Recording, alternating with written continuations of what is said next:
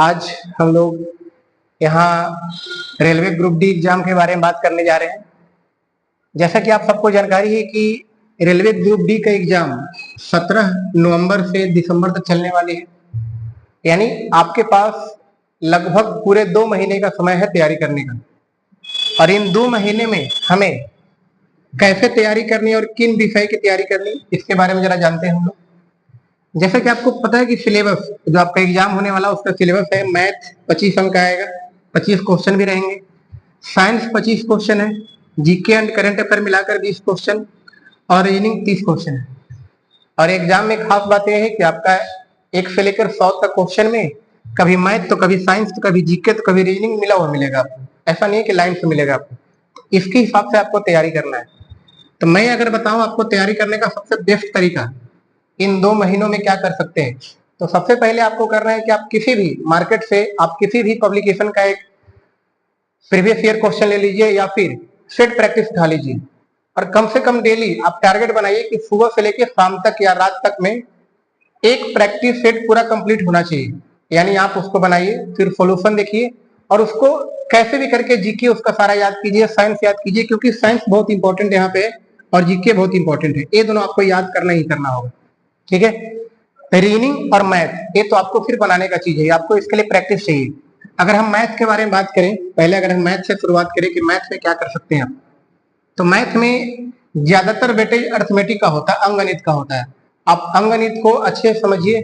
मुख्य मुख्य जो टॉपिक है जैसे प्रतिशत हो गया, तो प्रतिशत से क्वेश्चन आना ही क्वेश्चन आना है और प्रतिशत के जैसा ही, प्रतिशत जैसा है उसी के जैसा प्रॉफिट एंड लॉस चलेगा आपका और उसी के जैसा आपका ब्याज चलेगा। ब्याज में 2 होता है, चक्रवृद्धि ब्याज, साधारण ब्याज। आपको प्रैक्टिस होना चाहिए। जैसे कि अभी हाल ही में एग्जाम देखा जाए एनटीपीसी का हुआ है, तो आप वहां देख सकते हैं कि किस किस टाइप का सवाल आया है, वो भी आपको सबके पास अवेलेबल लगभग रहता ही है, तो मिल जाता है आपको। बहुत सारा टेलीग्राम चैनल पे आपको मिल जाएगा, प्रीवियस ईयर क्वेश्चन मिल जाते हैं। और जैसे कि इस बार तो हाल ही हुआ है एनटीपीसी 2025 में ही हुआ है, तो आपको दोनों एग्जाम लगभग देखिए, ऐसा नहीं है कि ग्रुप डी क्लास 10 पर है और एनटीपीसी 12th और ग्रेजुएशन पर है तो उसमें अंतर ज्यादा होता है। एग्जाम का लेवल लगभग सेम होता है क्योंकि सिलेबस सेम है। कभी कभी तो ऐसा होता है ग्रुप डी कहीं क्वेश्चन भारी आ जाए तो उससे आपको टेंशन नहीं लेना है ना, क्वेश्चन आप ऐसा मान के चलिए कि बैलेंस में रहता है। तो मैथ में जैसे कि बताएं परसेंटेज पे आपको ध्यान देना है, दूसरा रेशियो पर ध्यान देना है और खास करके एज टाइप वाला, आयु वाला सवाल पे, कि पिता का उम्र बेटा का उम्र दिया रहता है, वो आजकल एग्जाम में बहुत ज्यादा आ रहा है। और अगर हम लाभ हानि बात करें तो आजकल बट्टा वाला सवाल ज्यादा आता है, उस पर आपको फोकस करना है।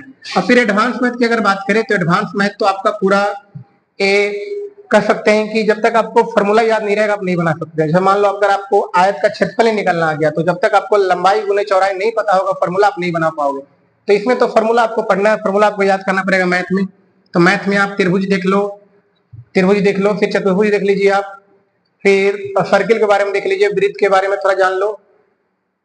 और उसके बाद हम अगर बात करें मेंसुरेशन की बात करें तो आपको एक चीज और ज्यादा जरूर जानना है कि उसमें आप बेलन, शंकु, ये सब का फॉर्मूला याद रखो कम से कम कि फॉर्मूला, क्योंकि कभी कभी सवाल डायरेक्ट आते हैं तो कम से कम आपको फॉर्मूला अप्लाई करना आना चाहिए। जैसे बेलन का वक्र पृष्ठीय क्षेत्रफल हो गया, शंकु का आयतन हो गया, तो आपको फॉर्मूला परफेक्ट याद होना चाहिए, फॉर्मूला पे ही सारा सवाल बनेगा। चलिए, और मैथ में हमारे पास एक टॉपिक और इंपॉर्टेंट है जो है आपका अलजेब्रा। अलजेब्रा भी आपको अच्छे से पढ़ना है, अलजेब्रा और एक नंबर सिस्टम, इस पर फोकस करना है आपको, ठीक है। तो मैथ्स पे आपको तैयारी करना पड़ेगा, प्रैक्टिस कीजिए, सेट प्रैक्टिस कीजिए, सवाल ना बने सॉल्यूशन देखिए, कहीं से उसका अप्रोच बनाइए, कैसे हम सवाल को जल्दी बनाए। एक चीज और ध्यान देना है, आपके पास यहाँ टोटल क्वेश्चन 100 नंबर है, टोटल क्वेश्चन जो आपका है ये 100 क्वेश्चन है और इसके लिए टाइम कितना मिलेगा, तो टाइम हमारे पास लिमिट है और ऑनलाइन एग्जाम है तो टाइम आपको पता है कि 1 सेकंड भी आपको ज्यादा नहीं मिलेगा। इसके लिए टाइम है 90 मिनट, 90 मिनट यानी कि 1.5 घंटा पूरे एग्जाम शुरू होने से। तो आपको लगेगा शुरुआत में कि हाँ समय बहुत है, लेकिन जैसे ही एग्जाम आगे बढ़िएगा, आप क्वेश्चन फॉलो कीजिएगा, लगभग 40-45 क्वेश्चन तक पहुंचिएगा, तब पता चलेगा कि कितना फास्ट टाइम भाग रहा है। तो जो पहले एग्जाम दिए उनकी जानकारी है, ऐसे क्लास 10 पर है तो बहुत सारे बच्चे होते हैं जो पहली बार एग्जाम देते हैं इसका ग्रुप डी का, तो उनके लिए बता रहे हैं कि आपको प्रैक्टिस बहुत करना है, कि आप अपने घर में भी जब सेट प्रैक्टिस करें तो टाइम टेबल देख के क्या कीजिए कि हाँ लगभग हमें 1.5 घंटे में देखते हैं कितना हो पाता है, 50 हो रहा है। शुरुआत में आपका हो सकता है 1.5 घंटा में 40 क्वेश्चन ही बने, 50 ही बने, उससे घबराना नहीं है, आप निरंतर प्रयास कीजिए, क्योंकि अभी आपके पास लगभग 60 दिन का समय है। तो आप कोशिश कीजिए कि 50 लगभग सेट आप बना लीजिए, कोई भी किसी का भी पब्लिकेशन उठा लीजिए। साइंस का अगर हम बात करें तो साइंस में आपको तीनों पर ध्यान देना है। कभी कभी होता है फिजिक्स से क्वेश्चन ज्यादा आता है, कभी कभी होता है केमिस्ट्री से क्वेश्चन ज्यादा आता है, और कभी कभी होता है कि आपके पास बायोलॉजी क्वेश्चन ज्यादा आ जाएगा, तो आपको फोकस सब चीज पे करना है। साइंस, तो साइंस आपको तो पढ़ना ही होगा। आप लुसेंट उठा लीजिए, लुसेंट से पढ़ सकते हो, क्योंकि तो ऑब्जेक्टिव क्वेश्चन है, तो लगभग एक उस टाइप का सवाल आता है कि आप लुसेंट पढ़ लीजिए, साइंस के लिए काफी है। नहीं तो फिर अगर और आपको एडवांस पढ़ना है तो फिर आप किसी पब्लिकेशन का, अच्छे पब्लिकेशन का बुक उठा के पढ़ लीजिए, ठीक है। अब हम जीके और करंट अफेयर की बात करें तो जीके में तो मुख्य रूप से हमारे पास क्या क्या है, तो एक तो हिस्ट्री होता है, दूसरा पॉलिटी है, तीसरा जियोग्राफी है और चौथा इकोनॉमिक्स। तो बच्चे लोग अगर हम बात करें तो हिस्ट्री बच्चा लोग पढ़ता है, पॉलिटी पढ़ता है, जियोग्राफी, इकोनॉमिक्स लोग छोड़ देते हैं। तो आप इसके बारे में थोड़ा सा, इकोनॉमिक्स में अगर हम बात करें तो अगर इसमें ऐसे भी इकोनॉमिक्स में करंट से ज्यादा क्वेश्चन पूछ देगा, बजट से क्वेश्चन आ जाता है, तो बजट पे तो आपको ध्यान देना है। अभी आप देखे होंगे कि जीएसटी में बदलाव हुआ है, तो इस पर भी आप फोकस कीजिएगा, इकोनॉमिक्स में चला जाएगा आपका। और हिस्ट्री तो है कि हाँ सब पढ़ते हैं, तो हिस्ट्री आपको पढ़ना ही है। पॉलिटी में आपको आर्टिकल्स याद होना चाहिए, शेड्यूल्स याद होना चाहिए, यानी कि अनुच्छेद और अनुसूची, ये आपको थोड़ा पढ़ना है, इंपॉर्टेंट अनुच्छेद हो गया। फिर जैसे कि पॉलिटी में राष्ट्रपति इंपॉर्टेंट होते हैं, राष्ट्रपति के बारे में आपको पूरा पढ़ना है, राजपाल पढ़ना है आपको। जियोग्राफी में आपको दो तरह का हो गया, इंडियन ज्योग्राफी और फिर कह सकते हैं आप कि वर्ल्ड ज्योग्राफी पढ़ना है आपको। तो इंडियन ज्योग्राफी भी आपको अच्छे से जानकारी देखना है कि कहाँ पे क्या चीज है, जैसे नदी के बारे में पढ़ लीजिए, झील सब देख लो, पहाड़ देख लो। वर्ल्ड में भी यही देखना है आपको, वर्ल्ड में आप देख लो कि कौन कौन से देश के बीच जल डमरू मध्य बन रहा है, चाहे या फिर कौन कौन से देश के बीच कौन सी लाइन से रेखाएं हैं, ये आप थोड़ा अच्छे से ध्यान देना। और इसमें एक और होता है जियोग्राफी में कि आपको थोड़ा सा यूनिवर्स के बारे में थोड़ा सा आपको जानना पड़ेगा, यूनिवर्स के बारे में जान लो, जिसको कॉस्मोलॉजी बोलते हैं ऐसे हम लोग। तो उसके बारे में आपको जानना है कि सूर्य चंद्रमा के बारे में जितने ग्रह हैं इसको आपको जानना है। इकोनॉमिक्स तो आपको बताएं कि करंट अफेयर पढ़ लीजिए। अब बात करते हैं रीजनिंग। रीजनिंग क्या है, रीजनिंग के बारे में बात करते हैं कि रीजनिंग के बारे में बता रहे हैं आपको हम। रीजनिंग के लिए अगर बात किया जाए तो देखिए, रीजनिंग में अभी की एग्जाम पैटर्न के अनुसार देखा जाए तो दो टॉपिक है जो आपके लिए वेरी वेरी इंपॉर्टेंट है, जिस पर आपको ज्यादा फोकस करना है। पहला होता है एक नंबर सीरीज, आपको नंबर सीरीज पे बहुत ज्यादा फोकस करना है, क्योंकि आज के समय में बहुत इंपॉर्टेंट टॉपिक हो गया है। टॉपिक ऐसा नहीं कि भारी है, बच्चे लोग सब पढ़ते हैं, लेकिन अब होता है कि वहां पे सवाल इसका जल्दी बनेगा नहीं आपसे। नंबर सीरीज में बहुत टाइप का सवाल दे देगा आपको। एक तो होता है कि सीरीज आपको ऐसा दे देगा, जैसे हम इजी सीरीज बता रहे हैं आपको, तो मान लो सीरीज आपको ऐसा दिया जाएगा कुछ 4 है, 9 है, 16 है, 25 है, तो स्क्वायर का सीरीज आप सबको पता है कि वर्क किया जा रहा है 2 का, 3 का, 4 का, 5 का, आगे 6 का चलेगा।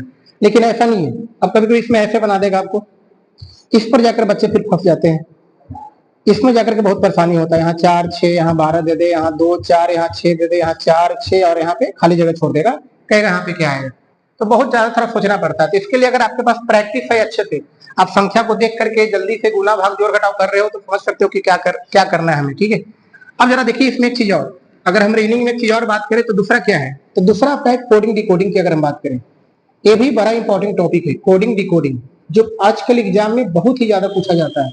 यानी अगर आपको यहाँ 30 क्वेश्चन दिख रहा है रीजनिंग में, तो मान के चलो कि सीरीज आपका 3 से 4 आ जाएगा और कोडिंग डिकोडिंग भी 3 से 4 आ जाएगा। बाकी आप जितना टॉपिक का नाम सुनते हैं, ऐसे कैलेंडर ले लिए तो उसे एक सवाल आना है आपका।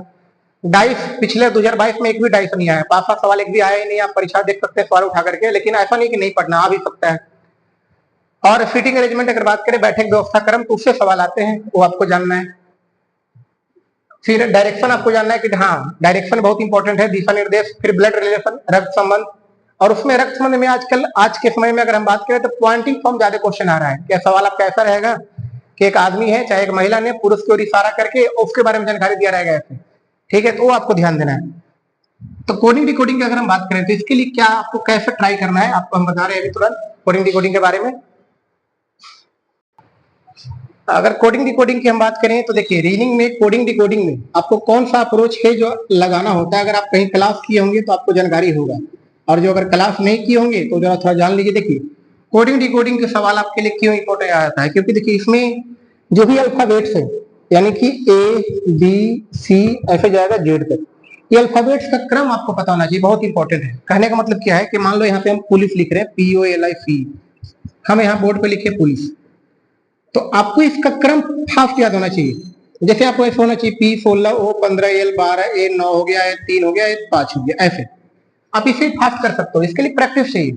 आप घर पे 2-3 लाइन लिखो, उसके ऊपर कम से कम देख के शुरू में लिखना शुरू करो, आप ऐसा लिख सकते हो। जैसे कुछ भी लिख सकते हो, जैसे आप स्कूल ले लो, या फिर मैं कंप्यूटर ले लिया मैंने, कंप्यूटर, तो इस पे कितना फास्ट आप इस पर नंबरिंग कर रहे हो। जैसे यहाँ 3 है, यहाँ 15 है, 13 है, ये 16 है, 21 है, 20 है, 5 है, 18 है, तो आप भी ऐसे फास्ट कर सकते हो। अगर हमसे गलती हो कोई बात नहीं है, लेकिन आप हमेशा ट्राई करना कि सही करना, ठीक है।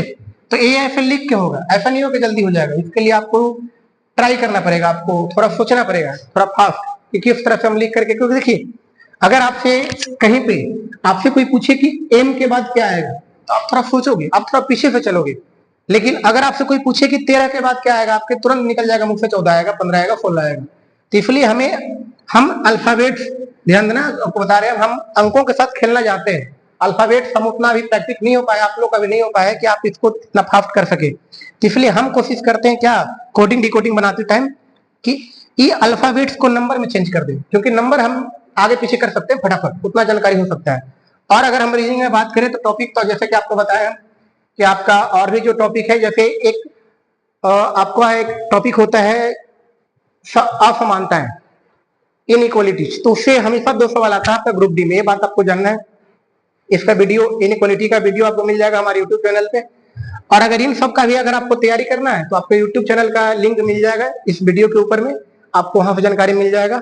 आपको ये सारा चीज तैयारी करवाया जाएगा, मैथ, रीजनिंग, साइंस, जीके, आपको सब चीज का तैयारी करवाया जाएगा। तो आपसे सबसे इंपॉर्टेंट बात यही है कि आप आज जा करके, अगर आपके पास समय है, आज नहीं तो कल या परसों, जो दिन आपको समय मिले, आप जा करके सबसे पहले एक प्रैक्टिस सेट खरीदिए। प्रीवियस ईयर का हो, 2022 का, तो वो खरीद लीजिए, नहीं तो कोई भी नया खरीद लीजिए और उसको बनाना शुरू कीजिए। क्योंकि देखिए, प्रैक्टिस सेट बनाने के लिए कभी भी तैयारी पूरा नहीं होता, ये बात जान लीजिए। और अगर आपको लग रहा होगा कि नहीं हम पटना जाकर तैयारी करें, कहीं और जाकर तैयारी करें, तो एक चीज और जान लीजिए। और बात, आप कहीं भी चले जाइए, पटना जाइए, गया जाइए, लेकिन ये मान लीजिए कि तैयारी आप ही को ही करना है, पढ़ना आपको ही पड़ेगा, पढ़ने के लिए कोई दूसरा कोई नहीं आएगा। तो आप घर पे पढ़िए या फिर क्लास आइए, कहीं पढ़िए, लेकिन पढ़ाई जरूर कीजिए, पढ़ाई बहुत इंपॉर्टेंट है, ठीक है। धन्यवाद।